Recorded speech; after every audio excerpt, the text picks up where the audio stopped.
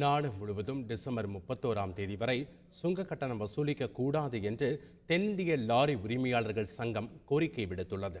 500 மற்றும் 1000 ரூபாய் நோட்டுகள் செல்லாது என்ற அறிவிப்பால் தேசிய நெடுஞ்சாலைகளில் உள்ள சுங்கச்சாவடிகளில் சில்லறை தட்டுப்பாடு ஏற்பட்டது.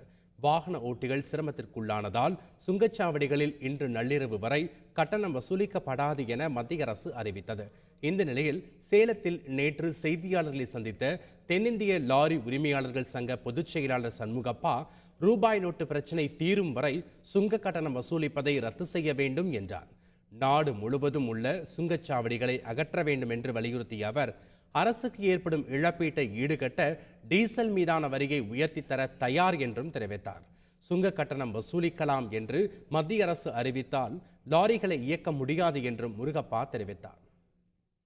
சுங்கவரி வசூலில் 30ஆம் தேதி வரலும் தள்ளி வைக்கணும்.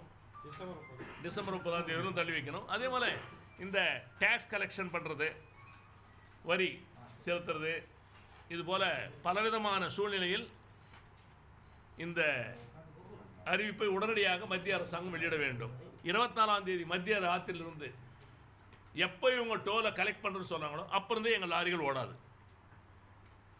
இது அரசாங்கத்திற்கு நாங்கள் நெருக்கடி கொடுக்கவில்லை, எங்களால் இயலாது என்று நாங்கள் வருத்தத்துடன் நாங்கள் தெரிவித்துக் கொள்கிறோம்.